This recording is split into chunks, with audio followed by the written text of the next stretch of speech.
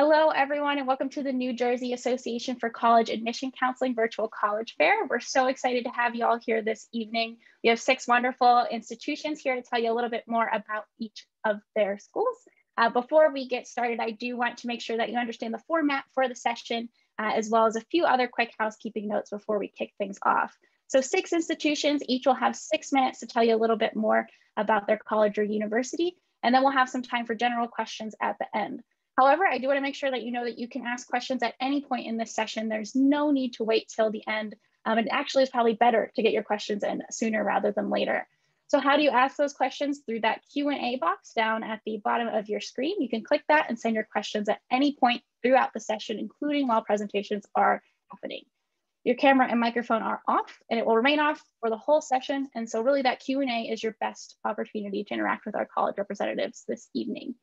A reminder that there are 2 more hours of programming after this session, so you can sign up for additional slots, and that this session is being recorded, and the recording will be made available at strivescan.com/New Jersey within a week of this fair concluding. So with that, I'll go ahead and pass things off to our first presenter, who's with King's College London.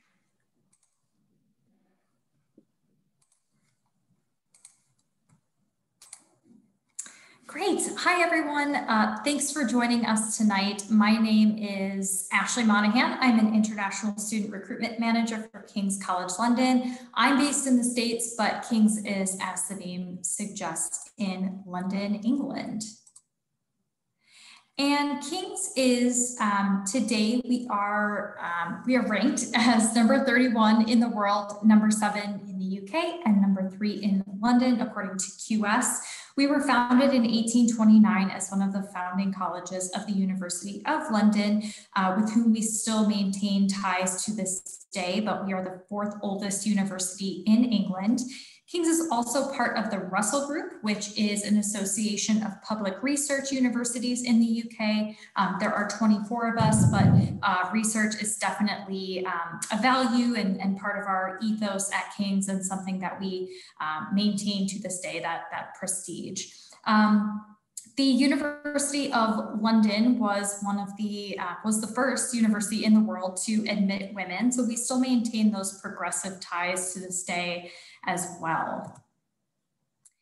And we have a very diverse, multicultural campus community, student community at King's. We're a very large urban campus. We have over 33,000 students at King's, just over half of which are international students, 16,000 of them. And we have 185 countries represented at our university. So it's a very multicultural campus, just as I mentioned, but your classrooms are going to be very diverse. It's very reflective of the diversity within the city of London itself. And just over 1,000, about 1,200 of our students come from the US every year. So they were at one point in your shoes, and they are now part of the King's student community or part of the King's alumni community. And because we also have this very active students union and a very vibrant campus life, even within a city the size of London, we have King's College London Students Union, KCLSU, with over 300 activities and societies to get involved in.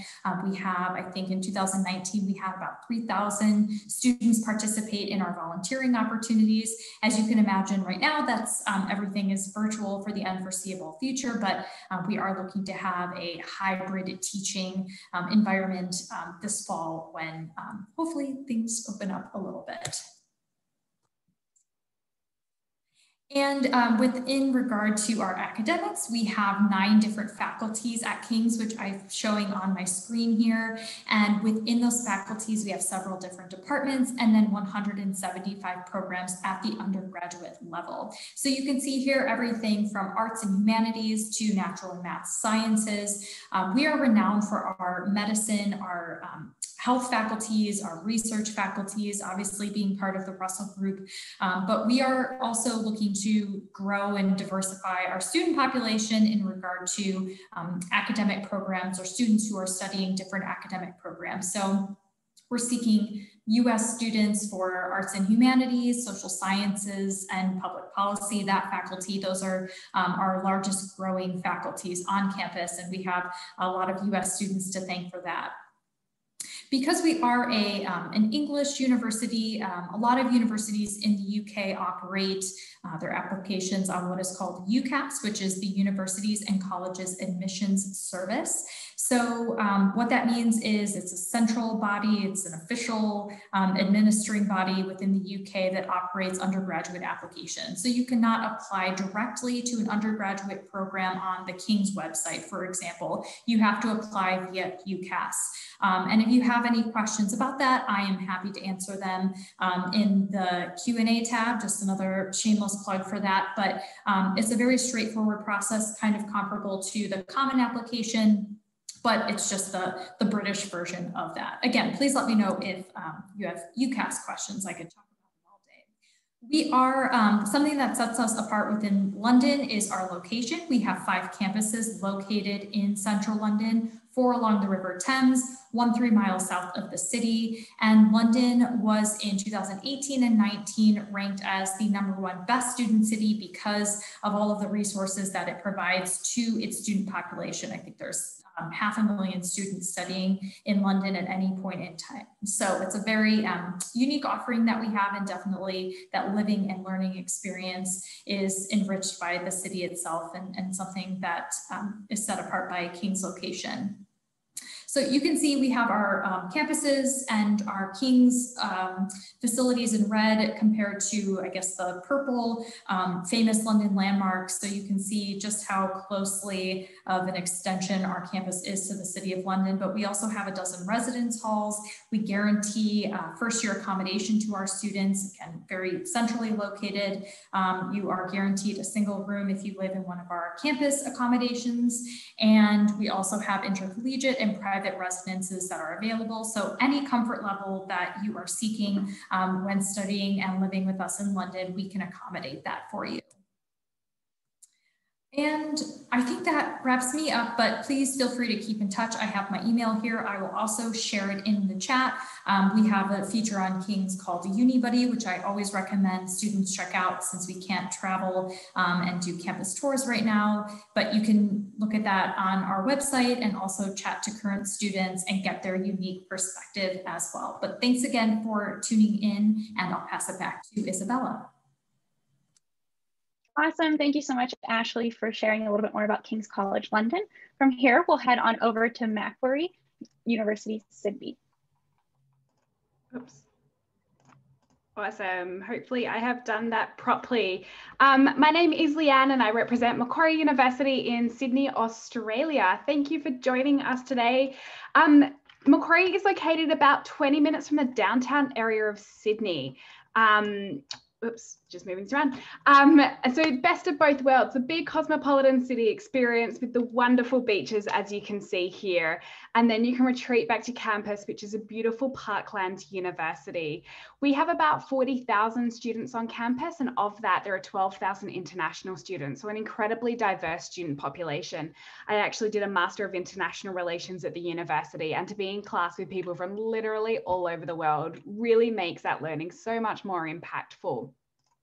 Students often ask, you know, studying in Australia, is it similar to the US or how is it different? And generally speaking, Australian students want the same experience as a US student does when we're at college. We have over 130 clubs and associations and sports that you can join to become part of the community.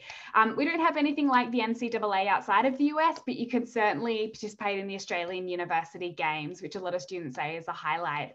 This is our Macquarie here, the first photo. The university is named after the 5th Governor of New South Wales, who was Scottish, hence why he's in a quilt.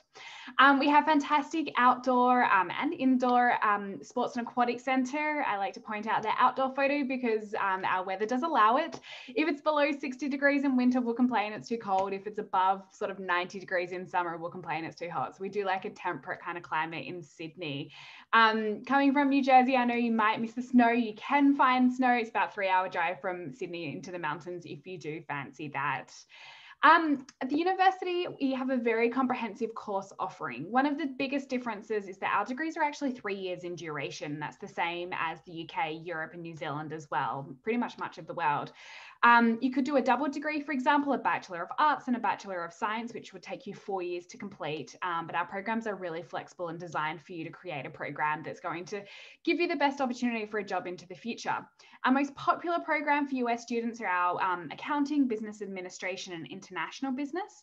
We also have really strong media and communications program, and our criminology and cybersecurity are increasingly popular and has really impressive earning potential at the end of the degree program.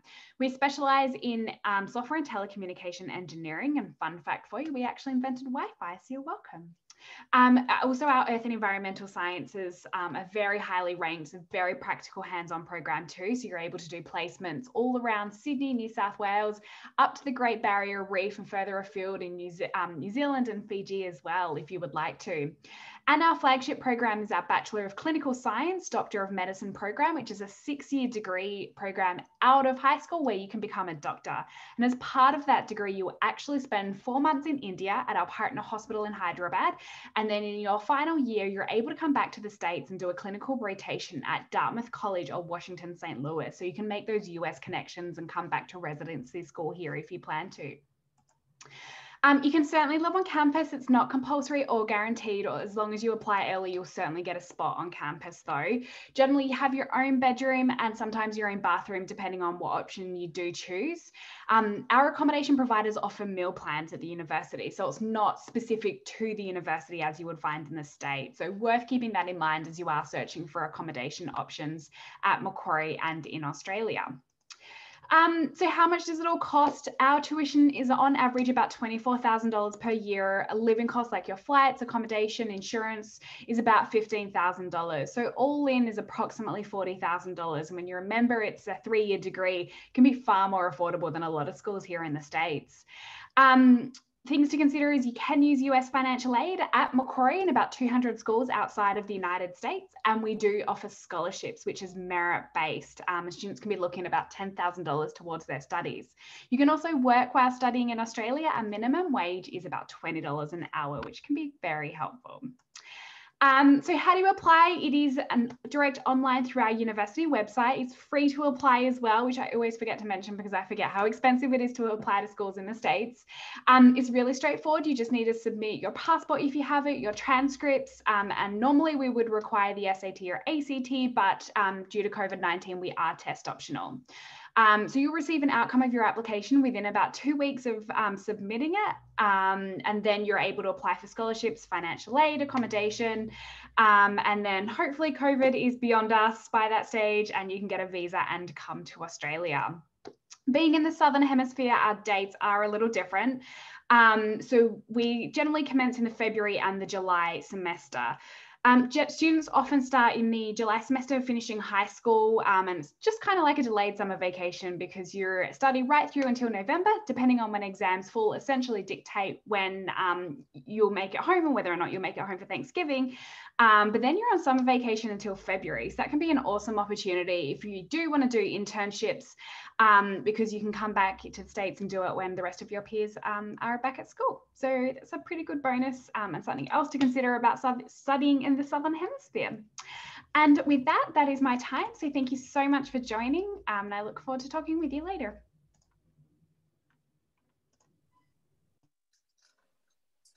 Awesome, thank you so much. From here, we'll head on over to Cabot University. All right, thank you very much. So my name is Ramsey. I'm an admissions counselor, but also an alumnus of Cabot University, which is an American university in the heart of Rome. If you guys have questions, about my experience or what it's like to be a student there, I'd love to answer those afterwards, but let's get into it. We are a small institution, so we're just over 1,000 students. Usually we're a little bit more in non-COVID times, but this is how it is right now. But we do have students from over 70 countries, so very multicultural environment, constantly meeting people from different backgrounds and different experiences. You are in the city of Rome, so you get those big city resources, but we are a small school, so those small class sizes, you really get to know your professor, and I can tell you from my experience that really is how it is. especially if you're there for a few years. 4 years is a long time, and you'll definitely repeat some professors. So I think that makes a huge difference in the education. But we are an American accredited university, so just like earning a degree from any place in the US. But yeah, I'll touch on the campuses and the tuition, of course, and a few other things. If you guys are taking notes, I have a QR code at the end for you to scan, and it'll just have everything I'm talking about.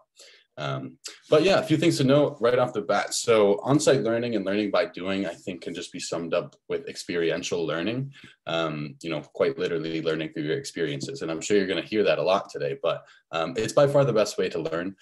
When you actually get to, you can read about something as much as you want in a textbook, but if you actually get to go outside of the class and learn through one of your experiences, go to a museum, go to a talk, go to a showing, it actually sticks with you. You're not just remembering it for an exam, you're just remembering it because you learned through an experience. But like I said, it's an American style and learning environment, so not too foreign. Get that American education, but you don't have to live in America. Pretty great.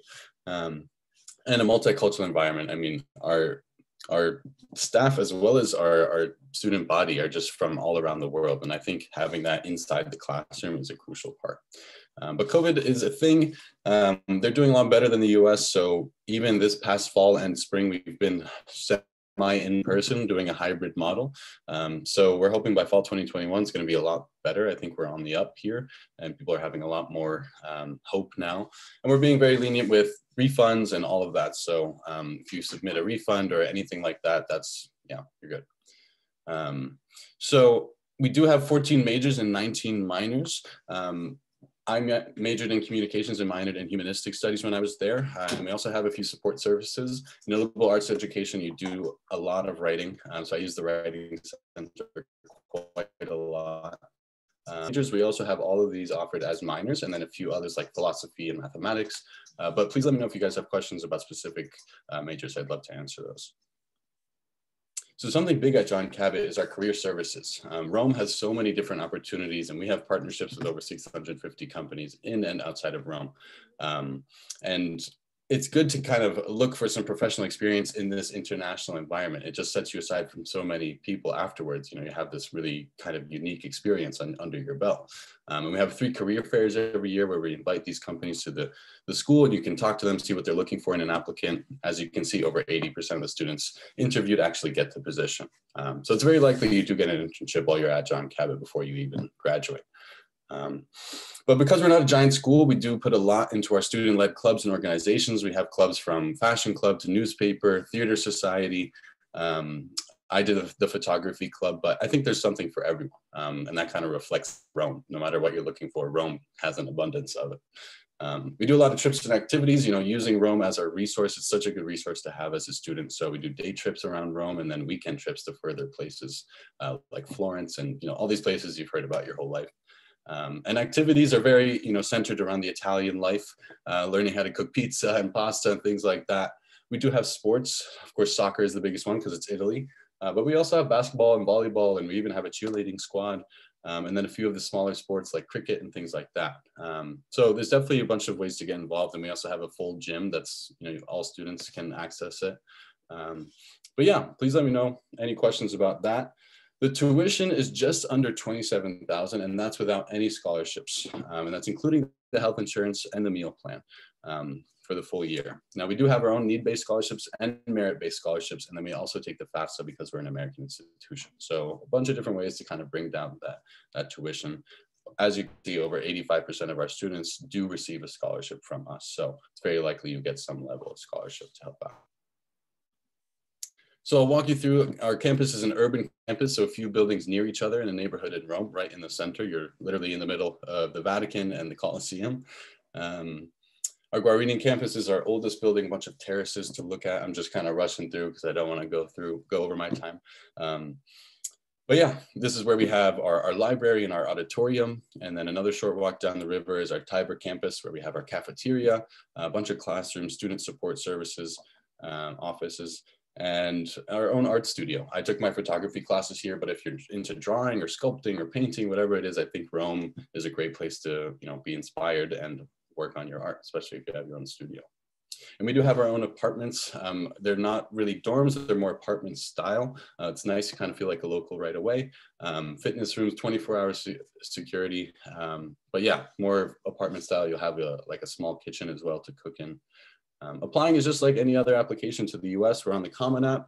Your transcripts, two letters of recommendation, a 600-word personal essay, and most likely an interview with me because I'm the US admissions counselor.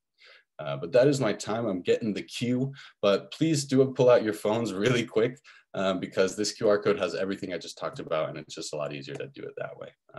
But thanks again for attending. That's it for me. Great. Thank you so much for sharing a little bit more about John Cabot. From here, we'll head on over to McGill. Right. 1 second, just got to move this out of the way and start from the beginning here. So hello everybody, welcome to McGill University. My name is Corinne, I use she, her pronouns, and I'll be taking you through our campus today. So McGill is in the city of Montreal, and we believe that with our degree, it will open doors not only during your undergraduate, but beyond as well. We have alumni connections in over 150 different countries worldwide, a massive alumni network. We're the #1 university in Canada. We are also the 31st university in the world with the 2021 QS rankings. We have 12 Nobel Prize recipients and 147 Rhodes Scholars. And we hope that if our campus is a good fit for you, that we will be seeing you on campus in person in fall 2021 or fall 2022. So McGill is in Montreal, Quebec, Canada. So it's pretty close to New Jersey, which you'll see in a map in a few seconds. But one of the best things about McGill is our city. So in Montreal, we're a very European kind of aesthetic city. We are a bilingual city. So whether you go into a store or any kind of local business, you'll be greeted with bonjour, hi, and whichever language you respond in is the language that they will continue in. So it's a great way if you want to practice your French, or if you're comfortable just sticking with English, that won't be a problem at our university. We have tons of cultural events, festivals, cafes, and restaurants throughout our city. Some student favorites are our music festivals. So whether it's the middle of summer or the coldness of winter, we do have some kind of festival going on. Two personal favorites are Oshiega, which is a festival music festival in the summertime. And then in February, we have our EDM music festival called Igloo Fest, where everyone goes outside and is wearing brightly colored like snowsuits and ski goggles. And it's a very fun time and a great way to pass your moments in between classes. So like I said, we are pretty connected to a majority of cities in Canada and in the States and worldwide. For all of you coming from New Jersey, we're about an hour flight away, or a 6 to 7 hour drive, which is great because it's far enough away from home that you get that independence and being abroad for university, but it's close enough that if you have friends or family who want to visit you in Montreal, they can certainly do that, or if you need to go home for any major holidays.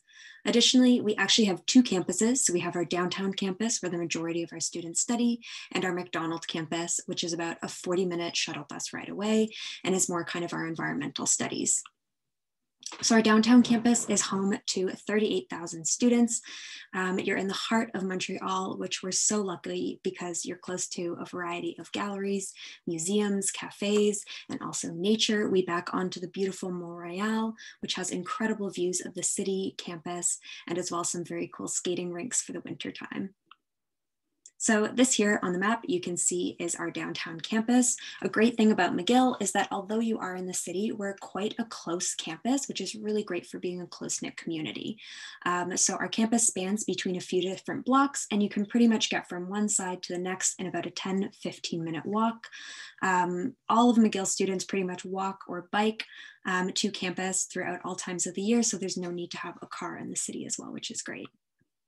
So we have over 300 programs, and we actually, when you're applying to McGill, you can apply to 2 programs, kind of like a buy one, get one free.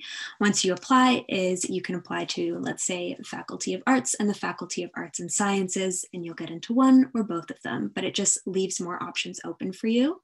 Another great feature of our school is that you can minor in any faculty. So if you are in the Faculty of Sciences studying biology, but you really love art history, you can do a minor in art history, even though it's in a different faculty from you. And as you can see here, these are some of our different faculties on the downtown campus, and then the 3 that we offer on the McDonald campus, where the remaining 2,000 of our students study for their undergraduate and graduate careers. So the admissions overview for US high school students is every year applications will be due January 15th. That deadline is pretty consistent throughout the years. And additionally, we are only looking at academic merit. So we're not looking at any personal statements, essays, or lists of extracurricular activities. We're only going to be looking at your academic grades. Usually in non-COVID years, we would be looking at any necessary standardized tests such as the SAT, but like many other universities for fall 2021 and fall 2022, we will be test optional, just to be more inclusive for those who can't access the SATs or any other necessary tests.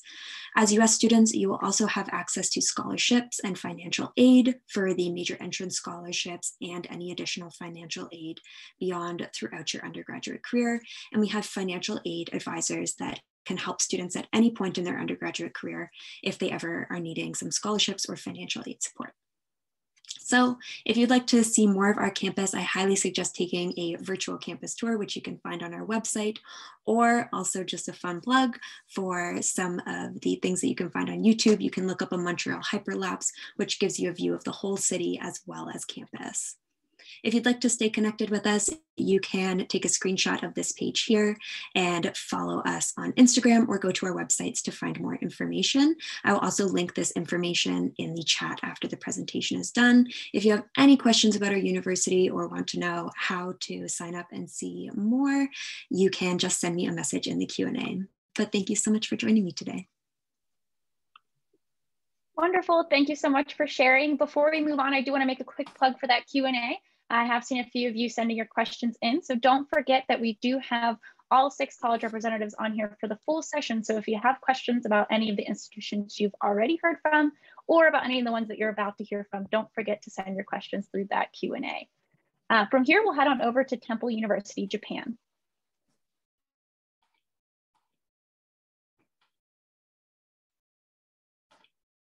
Thank you, and hello from Tokyo, Japan. My name is Ha, admissions counselor from Temple University Japan campus. I'll call TJ for short.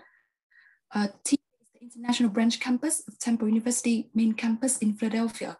This is one of the largest public research universities in the US, and we are branch campus in Tokyo, Japan. Temple also has another branch campus in Rome, Italy, and because we're the same university, it's very easy for you to transfer among 3 campuses. For example, you can start at our Japan campus, then you can spend a few semesters at our Rome campus or our main campus in the US, or you can transfer back to the US campus anytime to finish a degree. Yes, because most of our students spend all 4 years in Japan. We offer 10 majors in liberal arts field. The most popular majors are international business studies, communication studies, art, international affairs, just to name a few. And all classes at TJ are in English and no Japanese proficiency is required. And just more than a year ago, we moved to a brand new campus. Our campus is located in an area called Sangenchaya, just a 5-minute train ride away from Shibuya Station. For those who don't know, Shibuya is like Times Square, New York. It's the most popular district for young people in Tokyo, and it's a must-visit spot for tourism in Japan.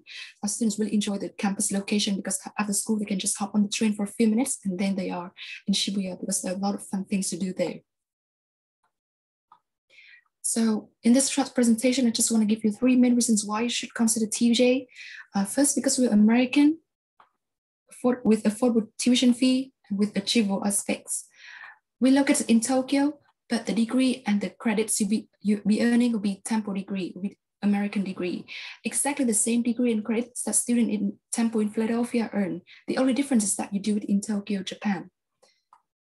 And if you are doing AP, IB, or A-level, or taking college credits for the dual enrollment program, those are transferable to TJ, which helps you to save time, money, and efforts. And we are just a small school of about 1,200 students, but we have a very diverse international student population. 40% of our students are from the US. So many of them are like you, graduating from high school in the US and then coming to TJ to earn the degree. 40% from Japan, and the rest are from 60 other countries. The same thing applies to the faculty members. We also have professors from the main campus in the US coming to teach on a frequent basis. Talking about tuition fee, TJ offers very affordable tuition fee. It is about $15,000 per year. It's about 40 to 50% lower compared to an average university in the US. So it's even cheaper for you to go out of the country than going out of states. And the degree you'll be earning will still be American degree. So the question is, why not?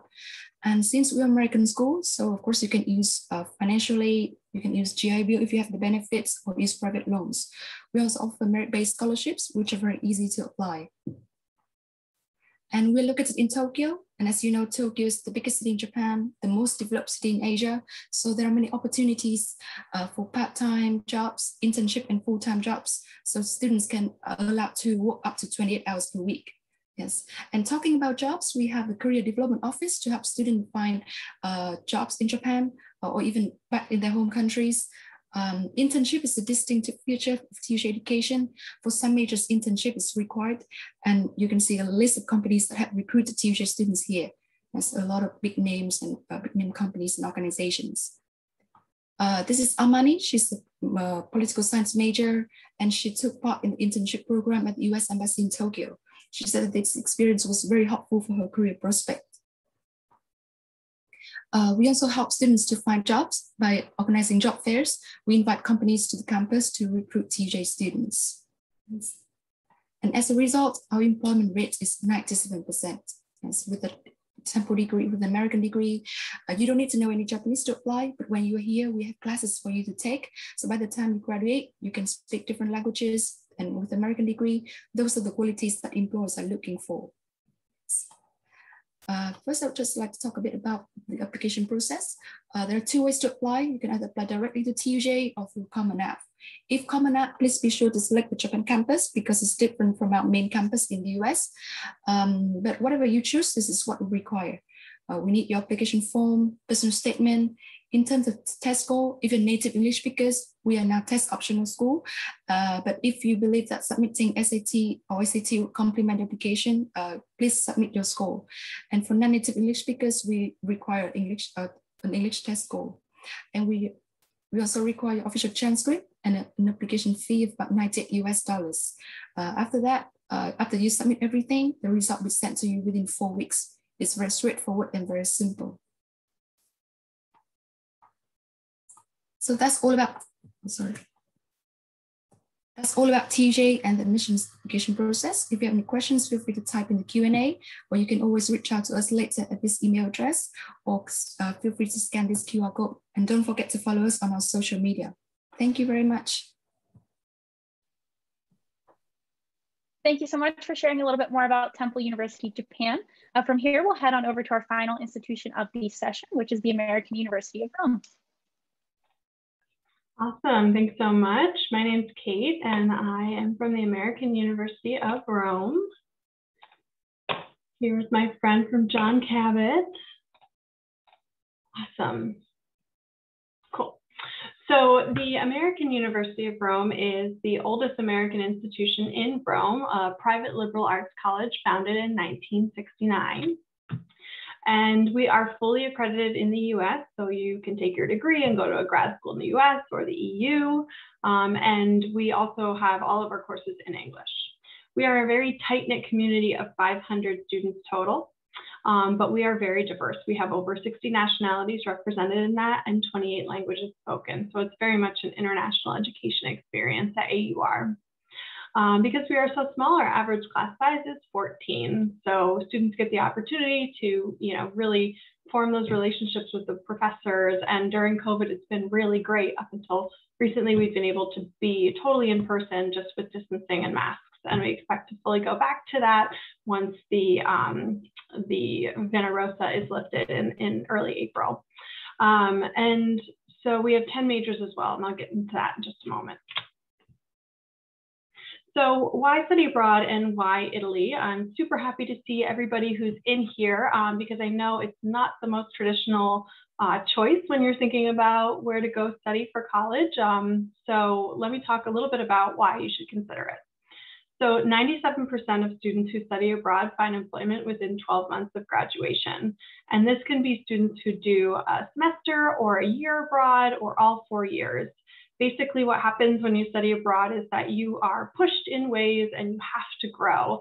And employers like to see those skills developed. And so that's why that statistic is so high. So why Italy specifically?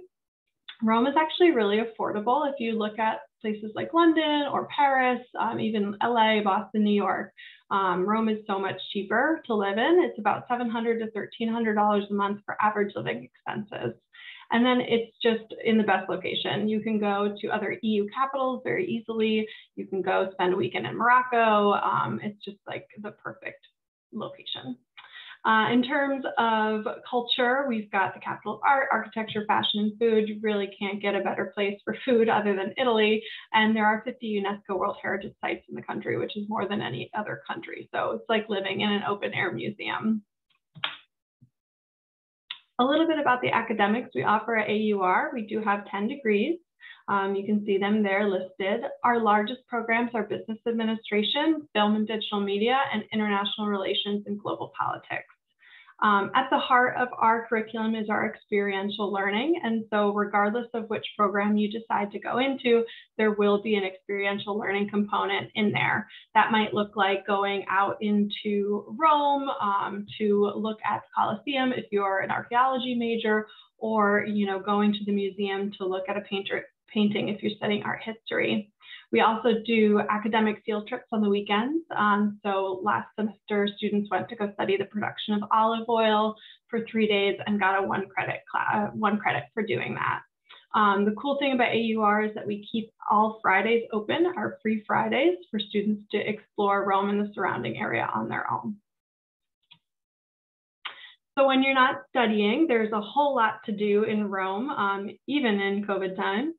We have clubs, we have sports, we do field trips that are not academic, cultural events and language exchanges. There's really no shortage of things to do. We also have an on-campus doctor and a counseling service, both that are fully English speaking. And we also have res grads. We do provide housing for students, and our res grads act as basically like a resident advisor RA in the United States to help students kind of adjust to their new life in Rome. One thing I will say about AUR is because we are so small, you really are unable to hide. So, if you are having a tough time, somebody is always there who's going to notice and who's going to reach out and who's going to help you navigate the situation and get you, the resources you need to be successful at AUR. So a little bit about how you can come to AUR. You can see the required documents there, very standard. I will say we do not require SAT or ACT, never have, never will. And we do like to interview each one of our applicants. It's a very holistic review process. And the other thing about us is we do really flexible enrollment. So we have a rolling application, and our deadline for the fall is, well, it doesn't exist because we do rolling applications. So if you are in the boat where you're not quite sure where you want to end up in the fall, you can still apply to AUR. We're also not requiring a visa for this coming fall, so that's even more flexibility of when you can make that decision. We have gap year programming available too. So we call them independent study abroad students. These are students who just want to, maybe take a semester or two off between high school and fully enrolling, but they don't want to get behind. They want to get some of those gen ed credits out of the way. So that is also something you can do at AUR. In terms of scholarships aid, we do have merit scholarships, financial needs scholarships, and we are FAFSA eligible as well. If you are interested in more, numbers about tuition prices, I'd be happy to send that to you. In terms of staying connected, you can send me an email. That's my email right there. We do have 2 Instagram accounts. There's my admissions account, which is more admissions related, and then our AUR Rome account, which is all things AUR. You can check out our Facebook, or you can snap a photo of the code and get some more information. So thank you so much. I'll look forward to hearing from you. Thanks. Great. Thank you so much, Kate, for sharing a little bit more about American University. of Rome. From here on out, we'll go ahead and invite each of our college representatives to join me back with their video on. And I do have a question that we'll go ahead and send to the full group. So we'll give everyone a sec to hop back in here. So we'll go ahead and have each of you share what is your favorite event or tradition that's held on your campus. To make things a little bit easier, why don't we go ahead and go in the order that you presented. So King's College, you can kick things off. Sure. So I think my favorite tradition that we have is something that's very topical. It's coming up next week. So on the 25th, that's the day that we were founded. So we have a global day of service. And this is basically, again, in normal non-COVID times, a way for the King's alumni community, current student community, everyone to get together and do volunteer projects, log those hours, and really give back to the community. We are still participating this year. It's just going to be virtual, but it speaks to our dedication to service to our community. So yeah, March 25th coming up, can't believe it. At Macquarie, we celebrate Conception Day, which is in September and is a 3-day music festival that we celebrate the university being signed into being, which is a lot of fun. Yeah, John Cabot, when you're a senior, we have this kind of gala towards the end of the year where you get to dress up really fancy and attend this gala at a villa above Rome and kind of just have fun for a night. So I think that's pretty special. Probably McGill's most beloved activity is OAP, which stands for Open Air Pub, and is a massive barbecue put on by the engineering students for the whole university, both undergraduate and graduate. We have local Montreal bands come and play, and it's just a really great time when the community comes together at the beginning of the school year and celebrates the end of the school year there. It's for us because we look at in Japan, and we know that cherry blossom is a big thing in Japan. And in the springtime, they Japanese people like to do ohanami. It's called flower viewing. So we do the same thing on campus. So we have people making sakura, cherry blossom, and then we do picnic. And then if students wear temple swag, they can get free food like sandwich or donuts. That's my favorite one. At AUR is kind of actually all throughout the year, but because we are the American University of Rome, we do our best to celebrate each kind of American holiday and bring our 55% of our student population is international. So we introduce a lot of those students to like Thanksgiving, and we do like a big Thanksgiving dinner and things like that. So it's just kind of fun to have that cultural event. Awesome. Yeah. Thank you all for sharing. So I think we have time for one more question for the full group. And why don't we go ahead and have each of you share what advice you would give to students who are looking to go abroad for college? A lot of us mentioned this, but unfortunately, because we can't travel or anything like that, you do have the option of visiting King's and McGill and all these universal or global universities in the same day, so to speak. So take advantage of our digital offerings, our social media, get insight from students. They're going to be your best resource. I'd say there's so many incredible opportunities out there. Don't just stop with one degree. Go and do a summer abroad, a semester or somewhere else. I've personally studied in 5 countries, and I tell students to beat me and make it 6 or 7 because there's so many incredible opportunities available for you. Yeah, I would say do your research not only on the university itself, but the surrounding city that it's in. You know, if you don't want to be in the middle of nowhere, then maybe look for a school in a city. That's my advice. Echoing everything everyone else said, but also just going with your gut feeling a lot of the time. There's a lot of information out there, but sometimes if you're getting a feeling for a school or you like the energy that it's bringing, then going with that and following that feeling.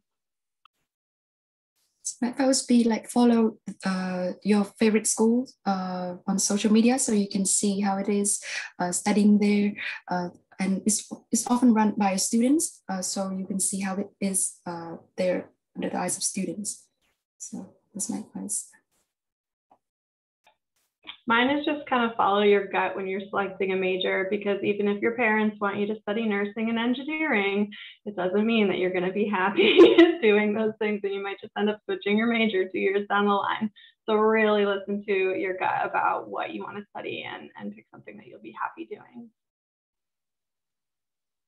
Awesome. Yeah, thank you to each of you for sharing a little bit more and taking the time to answer some of these extra questions here. So we really appreciate it. But I think with that, that is about the amount of time that we have for this session. So a big thank you to all of our college representatives for sharing a little bit more about each of their institutions, and a big thank you to all of you for tuning in to learn a little bit more as well. I will speak for each of these college reps and the fact that don't be afraid to reach out and follow up after a session. That's what we're all here for. And so don't think that the conversation ends here.